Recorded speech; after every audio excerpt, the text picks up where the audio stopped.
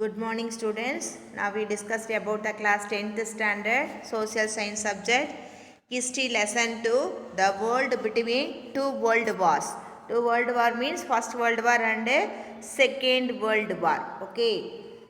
Learning objectives of this lesson: the post World War I developments leading to the Great Depression, the unjust provisions of Treaty of Versailles, and the rise of fascist governments led by Mussolini in Italy, Hitler in Germany. Anti-colonial struggles and the decolonization process in the colonized world. Case studies of Indo-France in Southeast Asia and India in Southern Asia. Europe colonization in Africa, the case of Britain in South Africa, independence struggles and political developments in South America. Okay. 10ஆம் வகுப்பு சமூக அறிவியல் பாடம் வரலாறுல 2வது lesson இரு உலகப் போர்களுக்கு இடையில் உலகம். இரு உலகப் போர்னா முதல் உலகப் போர், இரண்டாம் உலகப் போருக்கு இடையில் வேர்ல்டு எப்படி இருந்துச்சு அப்படிங்கிறத பற்றி இந்த லெசனில் பார்க்க போகிறோம். இந்த லெசனுடைய அப்ஜெக்டிவ்ஸ், அதாவது நோக்கங்கள் என்ன அப்படின்னு சொல்லி பார்த்தோம் அப்படின்னா, முதல் உலகப் போருக்கு பின்னாடி எப்படி பொருளாதார பெருமந்தம் அப்படிங்கிறது ஏற்பட்டுச்சுன்னு பார்ப்போம். தோல்வியடைந்த நாடுகள் மீது திணிக்கப்பட்ட அல்லது நீதிக்கு புறம்பான வெர்சலைஸ் உடன்படிக்கையோடைய சரத்துகள். ஓகேவா, அதை பற்றி பார்ப்போம். இத்தாலியில் முசோலினி தலைமையிலும் ஜெர்மனியில் ஹிட்லருடைய தலைமையிலையும் எப்படி ஆட்சி எழுச்சி பெற்றுச்சு அப்படிங்கிறத பார்க்க போகிறோம். காலனியாக்கப்பட்ட உலகில் காலனி எதிர்ப்பு போராட்டம், காலனி நீக்க செயல்பாடு, ஆய்வுக்கு எடுக்கப்பட்டுள்ள பகுதிகளாக தெற்காசியாவில் தென்கிழக்கு ஆசியாவில் இந்தோ பிரான்ஸும், தெற்காசியாவில் இந்தியாவை பற்றி பார்க்க போகிறோம். ஆப்பிரிக்காவில் ஐரோப்பிய காலனிகள் உருவாக்கப்படுதல், அவ்வகையில் தென்னாப்பிரிக்காவில் இந்தியாவுடைய அதாவது இங்கிலாந்துடைய காலனி எப்படி ஏற்பட்டுச்சு அப்படிங்கிறத பற்றி பார்ப்போம். தென் அமெரிக்காவில் விடுதலை போராட்டங்களும் அரசியல் வளர்ச்சிகளும் எப்படி இருந்துச்சு அப்படிங்கிறத பற்றி இந்த லெசனில் நாம் பார்க்க போகிறோம் ஒன் பை ஒன்னாக. ஓகேவா. Now introduction of this lesson. The first world war started the global capitalist system based on European imperialism. Okay, the European powers were gravely weakened by the war financially and politically. The conflict between the workers and the ruling classes that controlled the government became intense. As a result of this, fascism emerged in Italy and Germany. Anti-colonial struggles got intensified as the colonial powers were weakened by the war. As we saw the last chapter, in chapter 1, okay, lesson 1 la, the crisis in the western world had led to the outbreak of World War I. Now turn to the social and political developments in the world after the end of the war. Okay, Tamil meaning of this paragraph. முதல் உலகப் போரில் ஐரோப்பிய ஏகாதிபத்தியம் அப்படிங்கிறதுக்கு அடித்தளம் அப்படிங்கிறது கொண்டு போச்சு. அதனால் உலகத்தில் முதலாளித்துவ முறை அப்படிங்கிறது தகர்த்துச்சு. ஓகேவா. இந்த ஃபர்ஸ்ட் வேர்ல்டு வாரில் ஐரோப்பிய நாடுகள் அரசியல் ரீதியாகவும் நிதி சார்ந்த வகையிலையும் கவலைக்கூறிய அளவுக்கு வலிமை அப்படிங்கிறது குன்றுச்சு. தொழிலாளர்களுக்கும் அரசை கட்டுப்படுத்தி ஆளும் வர்க்கத்தினருக்கிடையே முரண்பாடுகள், வேறுபட்ட கருத்துக்கள் அப்படிங்கிறது நிலவுச்சு. இதன் விளைவாக இத்தாலியிலையும் ஜெர்மனிலையும் பாசிசம் அப்படிங்கக்கூடிய கட்சி எழுச்சி பெற்றுச்சு. போர்னால் காலனி ஆதிக்க சக்திகள் வலிமை குன்றியதால் காலனி ஆதிக்க எதிர்ப்பு இயக்கங்கள், அதை எதிர்த்து போராடுறவங்க தீவிரமடைந்துச்சு அப்படின்னு சொல்லுவோம். ஓகேவா. ஃபஸ்ட்டு பாடத்தில் மேலை உலகில் நிலவிய சிக்கல்கள் அப்படிங்கிறது தான் முதல் உலகப் போருக்கு இட்டு சென்றது அப்படின்னு சொல்லி பார்ப்போம். இந்த லெசனில் அந்த முதல் உலகப் போர் முடிஞ்சதுக்கு அப்புறம் என்னென்ன சமூக அரசியல் வளர்ச்சிகள்லாம் ஏற்பட்டுச்சு அப்படிங்கிறத பற்றி நாம் பார்க்க போகிறோம். ஓகேவா. First 2.1 the great depression. Okay, developments in the post world war I. The first world war led to the expansion of certain industries in the hope that the wartime boom would continue. However, when the war came to an end, the industries that grew to meet wartime requirements had to be abandoned or modified. The situation was made worse by the political complications caused by the Treaty of Versailles. A new wave of economic nationalism which expressed itself in protectionism or in tariff barriers affected the world trade. The war also placed a heavy burden of debt on every European countries. Okay. Economic depression அப்படிங்கிறது பொருளாதார பெருமந்தம் சொல்லுவோம். இது வந்து முதல் உலகப் போருக்கு பின்னாடி ஏற்பட்ட அந்த வளர்ச்சியுடைய போக்கு. ஓகேவா. முதல் உலகப் போரில் போர்க்காலத்தில் வந்து பெரும் வளர்ச்சி அப்படிங்கிறது முடிவுற்று தொடரும் அப்படிங்கிற நம்பிக்கையில் சில ஒரு குறிப்பிட்ட இண்டஸ்ட்ரீஸ்லாம் வந்து என்ன பண்ணாங்கன்னா விரிவாக்கம் அப்படிங்கிறதுக்கு வழிவகுத்துச்சு. ஓகேவா. ஆனால் இருந்தாலும் போர் ஒரு முடிவுக்கு வந்தபோது போருடைய தேவைகள் வந்து பூர்த்தி செய்யறதுக்காக உருவாக்கி வளர்ந்த சில தொழில்கள் வந்து கைவிட வேண்டிய ஒரு சூழ்நிலைக்கு வந்துச்சு. அல்லது என்ன பண்ணாங்கன்னா வேறு தொழிலுக்கு மாற்றி உற்பத்தி செய்யக்கூடிய நிலைமைக்கு போச்சு. ஓகேவா. வெர்சலைஸ் அப்படிங்கக்கூடிய உடன்படிக்கை ஏற்படுத்திய அந்த அரசியல் சிக்கல்கள் நிலைமையை வந்து மேலும் வந்து மோசமாச்சு.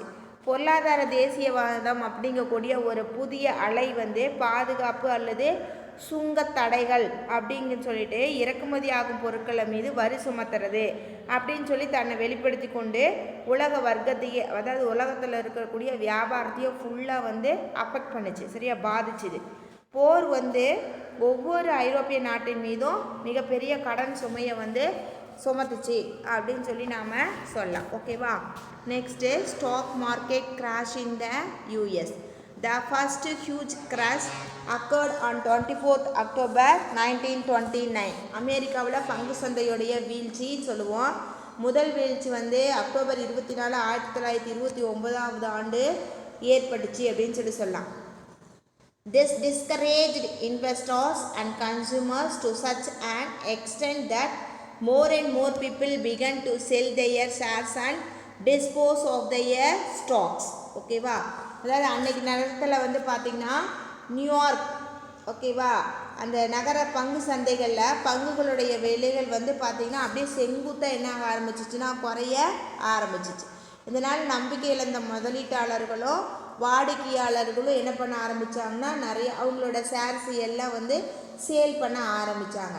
But there were no buyers. ஆனால் வாங்குறவங்க யாருமே கிடையாது. This was followed by the failure of American banks. இதை தொடர்ச்சி இந்த முதலீட்டில் பங்கு சந்தைகள் ஏற்பட்ட சரிவு வந்து அமெரிக்காவில் இருக்கக்கூடிய முதலீட்டாளர்கள், அதாவது வங்கிகளுக்கு வந்து தோல்விக்கு வழிவகுத்துதுன்னு சொல்லுவோம். இந்த American financiers were forced to recall their own fund invested in abroad. அமெரிக்காவுடைய முதலீட்டாளர்கள் வந்து வெளிநாட்டில் வந்து செய்திருந்த தங்களுடைய முதலீடுகளை திரும்ப பெறக்கூடிய கட்டாயத்துக்கு வந்து தள்ளப்பட்டாங்க. ஓகேவா. Break down of the international system of exchange. பன்னாட்டு செலாவணி முறையில் ஏற்பட்டக்கூடிய சீர்குலைவுன்னு சொல்லுவோம். Despite emergency measures such as cutbacks in expenditure and increased taxations, the situation did not improve in England. இங்கிலாந்தில் வந்து செலவை சுருக்கிறது, வரிகளை வந்து உயர்த்துதல் போன்ற அவசர கால நடவடிக்கைகள் மேற்கொண்டாலும் அவங்க நாட்டில் வந்து நிலைமை அப்படிங்கிறது முன்னேற்றம் எதுவுமே ஏற்படல. So England decided to leave the gold standard. ஆனால் இங்கிலாந்து என்ன பண்ணான்னா தங்க நாணய ஏற்பளவு முறையை வந்து கைவிட முடிவு செஞ்சாங்க. Immediately a great number of countries left the gold standard. உடனடியாக அதாவது இங்கிலாந்து வெளியே போனோன்னே நிறைய நாடுகள் என்ன பண்ணாங்க, அந்த முறையிலிருந்து வெளியே போக ஆரம்பித்தாங்க. Each nations adopted a policy of protectionism and devaluations of currency. இந்த பெருங்கேட்டினால் வந்து பார்த்திங்கன்னா இச்சூழலுக்கு எதிர் நடவடிக்கைகள் மேற்கொள்கிறதுக்கும் உள்நாட்டில் வந்து சந்தையை வந்து பாதுகாக்கிற பொருட்டு ஒவ்வொரு நாடும் பாதுகாப்பு அந்த கொள்கையை வந்து மேற்கொண்டதோடு பணத்தோடைய மதிப்பை என்ன பண்ணிக்கிட்டாங்கன்னா குறைக்க ஆரம்பித்தாங்க.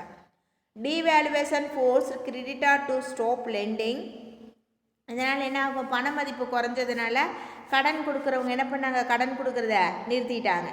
This led to world wide credit contractions. இதனால் உலக அளவில் கடன் வாங்குதல் கடன் வழங்குதல் இந்த நடவடிக்கையில் வந்து பெரும் சுணக்கம், ஓகேவா, ஒரு ஸ்டாப் ஆகக்கூடிய ஒரு கண்டிஷன்ஸ் அப்படிங்கிறது ஏற்பட்டுச்சு. thus the defensive measures adopted by various nations to safeguard their economic interests led to an unprecedented decline in world economic activities.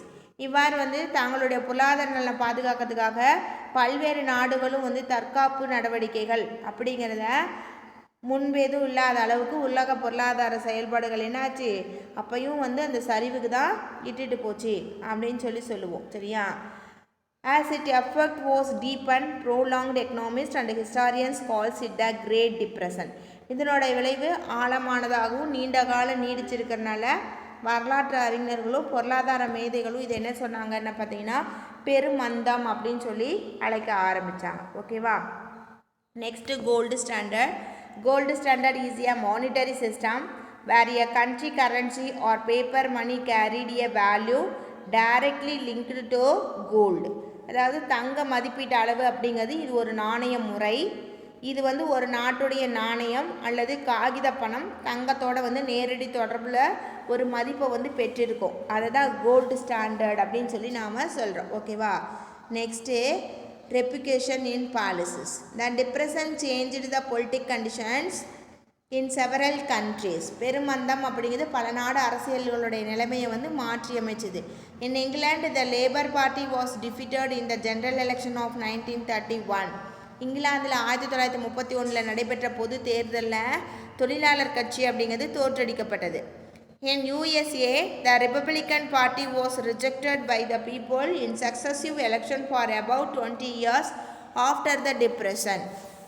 அமெரிக்காவில் வந்து பொறுமந்தம் ஏற்படுறதுக்கு என்னாச்சு, அந்த யூஎஸ்ஏ ரிப்பப்ளிக்கன் குடியரசு கட்சி தான் வந்து காரணம் அப்படின்னு சொல்லி 20 அதாவது பெருமந்தம் ஏற்பட்டதுக்கு 20 ஆண்டுக்கு அப்புறம் நடந்த எல்லா தேர்தலையும் அந்த குடியரசு கட்சி அப்படிங்கிறது மக்களால் வந்து ஒதுக்கி வைக்கப்பட்டது அப்படின்னு சொல்லி நாம் சொல்லலாம். ஓகேவா? Next rise of fascism and nazism. Fascism nazism அப்படிங்கக்கூடிய கட்சியுடைய எழுச்சி அப்படிங்கிறத பற்றி பார்ப்போம். ஓகேவா? First one, the impact of war in Italy. Okay, இத்தாலியுடைய பேரரசுடைய தாக்கம் எப்படி இருந்துச்சு, போருடைய தாக்கம். ஓகேவா? இம்பேக்ட் ஆஃப் வார்னா போருடைய தாக்கம் எங்கே, இத்தாலியில்.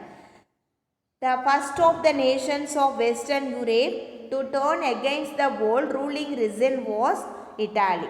During World War I, the primary task of Italy was to keep the Australian occupied to the southern front, while the British, France, and Americans cornered Germany into submission along the battle line in Flanders.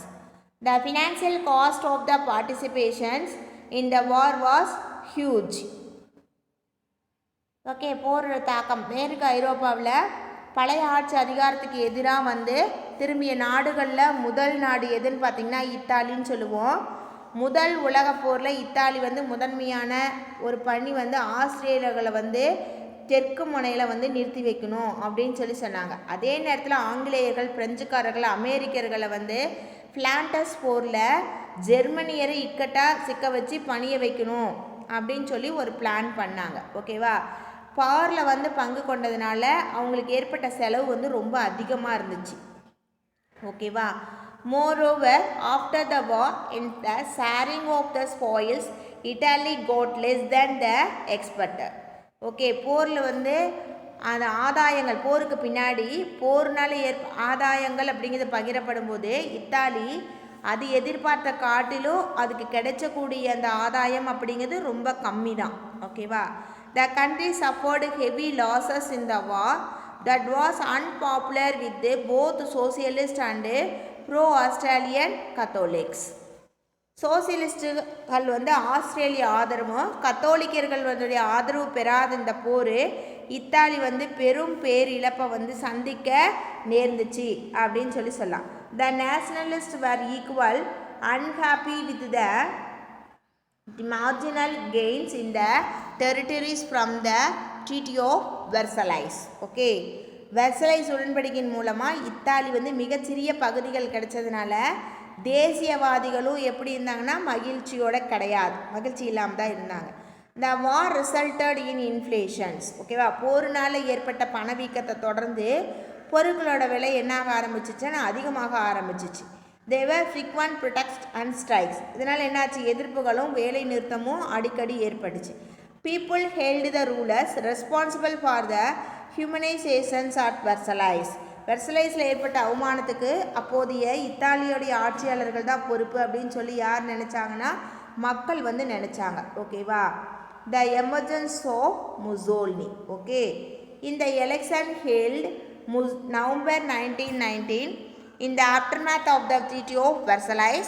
Italian socialists proclaiming that they were following Bolshevism, communism in Soviet Russia. Okay, won about a third of the seats. Okay, முசோலினியோடைய எழுச்சி வெர்சலைஸ் உடன்படிக்கைக்கு பின்னாடி நடைபெற்ற தேர்தலில் போல்விசத்தை சேர்ந்தவங்க சரியா, அதாவது Soviet communist கட்சி பின்பற்றதாக தாங்கள் அறிவிச்சுக்கிட்டு இத்தாலிய சோசியலிஸ்ட்டுகள் அப்படிங்கிறவங்க 1919 நவம்பர் மாதம் நடைபெற்ற தேர்தலில் மூணில்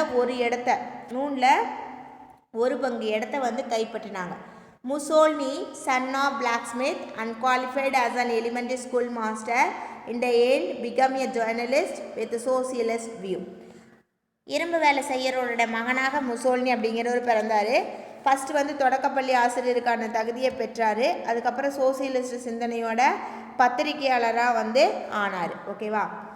A forceful speaker, Mussolini began to support the use of violence and broke with the socialists when they opposed Italy enter into the war.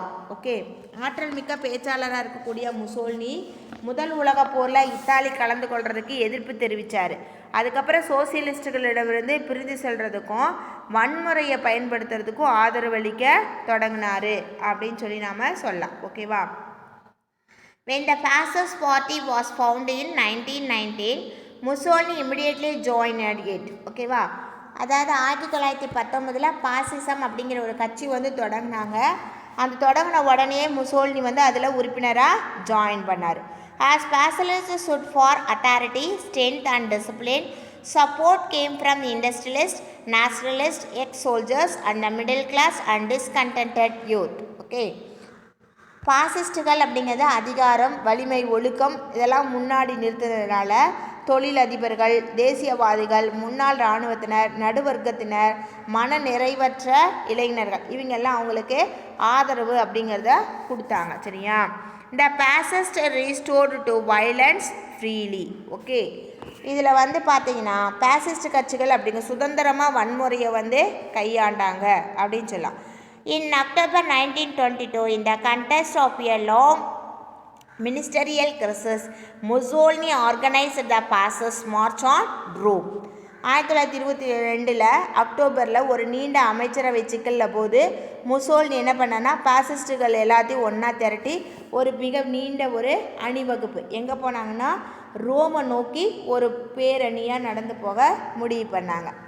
Impressed by the show of force, the king invited Mussolini to form a government.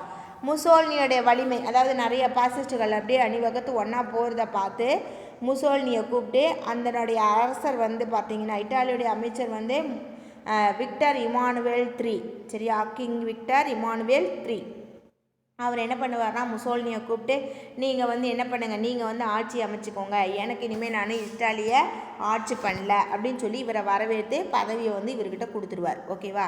Inability of the Democratic Party leaders to combine the act with the resolution facilitated Mussolini's trump. ஓகேவா.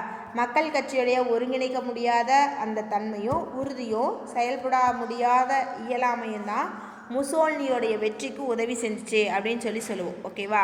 Next பாசிசம்.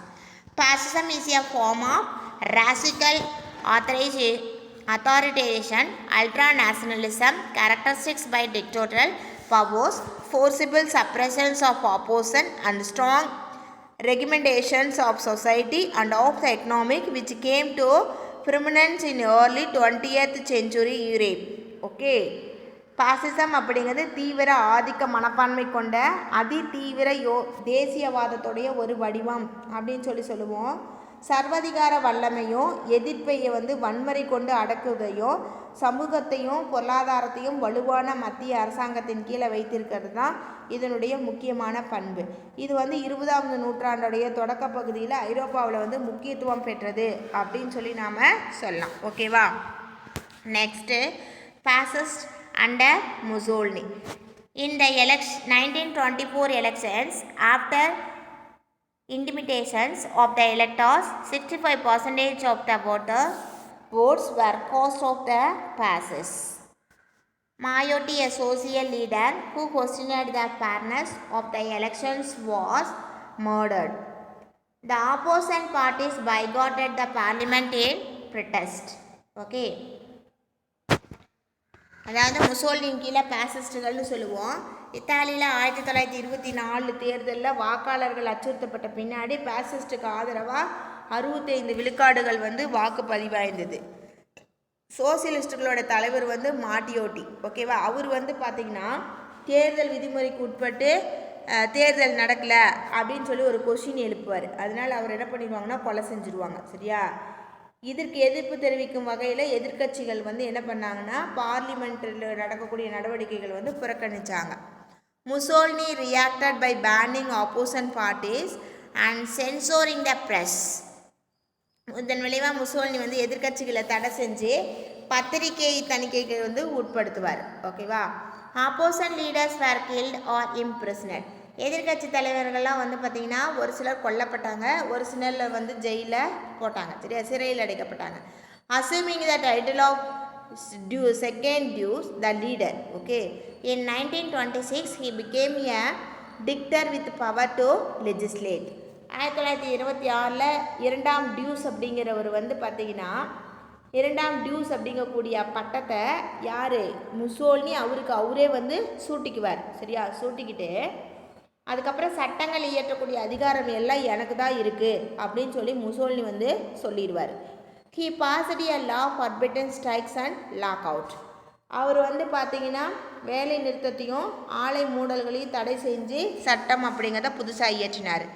Unions and employers were organised into corporations. தொழிற்சங்கங்களும் தொழிற்சாலை முதலாளிகளும் இடம்பெறக்கூடிய வகையில் ஒரு கழகம் அப்படிங்கிறது உருவாக்கப்பட்டுச்சு. In 1938, Parliament was abolished and was replaced by a body representing the Fascist Party and the corporations. 1938 பாராளுமன்றம் அப்படிங்கிறது ஒழிக்கப்பட்டு அதுக்கு மாறாக பாசிஸ்ட் கட்சிகள் மற்றும் கழகங்கள் அப்படிங்கிறது பிரதிநிதிகளை கொண்ட அமைப்பு ஒன்று புதுசாக வந்து உருவாக்கினார். This new arrangements bolstered Mussolini's dictatorial control of the economy as well as enabling him to wielded enormous power as head of the administrations and the armed forces, ஓகேவா.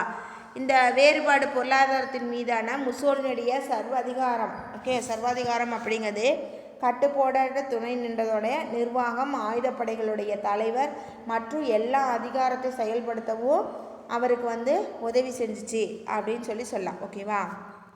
முசோலினி பேக்ட் வித் போப், ஓகேவா. Pope ஆண்டவர்களோட முசோலினியுடைய ஒப்பந்தம் செய்தல், ஓகேவா. In order to give respectability to the fascist party, Mussolini won over the Roman Catholic Church by recognizing the Vatican City as an independent state. பாசிச கட்சிக்குன்னு ஒரு மரியாதை பெறுவதற்காக வாட்டிகன் நகரத்தை என்ன பண்ணார், ஒரு சுதந்திர அரசாக அங்கீகரிப்பதன் மூலமாக ரோமன் கத்தோலிக்கோடைய திருச்சபையோடைய ஆதரவை பெற முடியும் அப்படின்னு சொல்லி முசோலினி நினச்சி அதில் வெற்றியும் பெற்றார், ஓகேவா. In turn the church recognised the kingdom of Italy.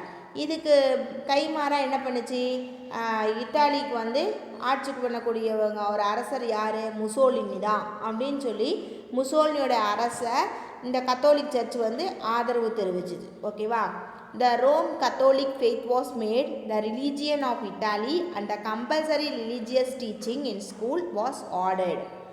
மேலும் பள்ளிகளில் வந்து பார்த்தீங்க அப்படின்னா மத போதனைகள் செய்கிறதுக்கு வந்து ஆணையிடப்பட்டது. The Lateran Treaty incorporating and the said provisions was signed in 1929.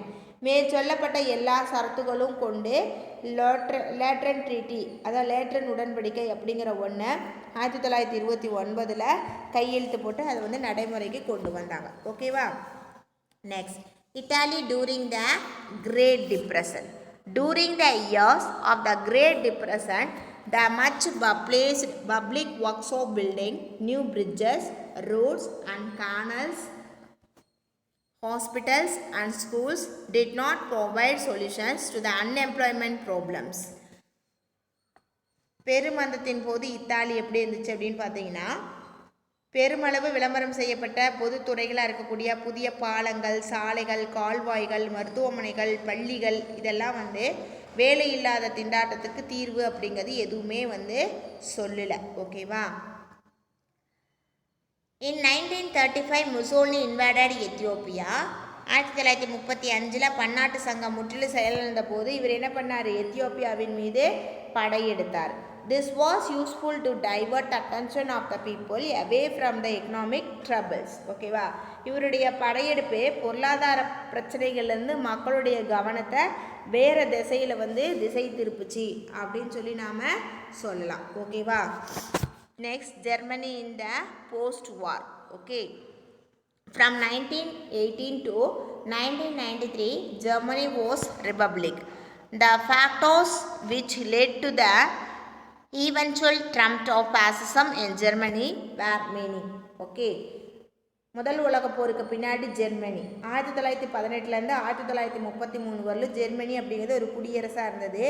இதை தொடர்ந்து ஜெர்மனியில் பாசிசம் வெற்றி பெறுவதற்கான காரணங்கள் நிறையா இருந்துச்சு. ஓகேவா, 1871லேருந்து 1914 வரல இருக்கக்கூடிய காலப்பகுதியில் ஜெர்மனி பார்த்திங்கன்னா பொருளாதாரம் பண்பாட்டு சாதனைகளில் தலையை சுற்றும் அளவுக்கு உச்சத்தை எட்டுச்சு அப்படின்னு சொல்லி சொல்லுவோம். ஓகேவா, between 1871 and 1914 Germany had rise to dizzy heights of economic, political and cultural accomplishments. Germany's universities in science, philosophy and music were known all over the world. ஜெர்மனியுடைய பல்கலைக்கழகங்களும் அதனுடைய அறிவியல், தத்துவம், இசை இது எல்லாம் உலகம் முழுவதும் நல்லா அறியப்பட்டுச்சு. Germany had surpassed even Britain and US in several fields in industrial production. தொழிற்சாலை உற்பத்தி செய்த பொருட்கள் பல துறையானது ஜெர்மனியானது இங்கிலாந்து, அமெரிக்கா இந்த நாட்டை காட்டிலும் ஜெர்மனியோட ப்ராடக்ட் அப்படிங்கிறது ரொம்ப சிறந்து விளங்குச்சு அப்படின்னு சொல்லி சொல்லுவோம். ஓகேவா, Germany's defeat and humiliations at the end of the World War I caused a deep shock to the of German people. The Great Depression further deepened their frustrations and prompted them to turn against the Republican government.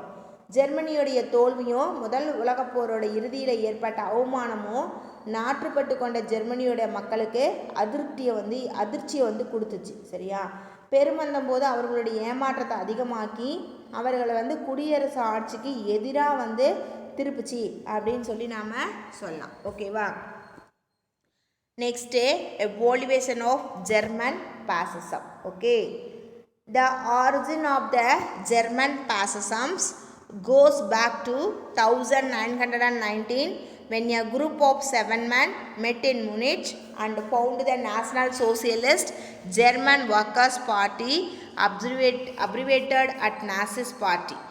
One of them was Adolf Hitler. During World War I, he served in the Bavarian army. A gifted speaker, he could whip up the passion of the audience. Okay, ஜெர்மனியில் பாசிச கட்சியுடைய தோற்றம்னு சொல்லுவோம்.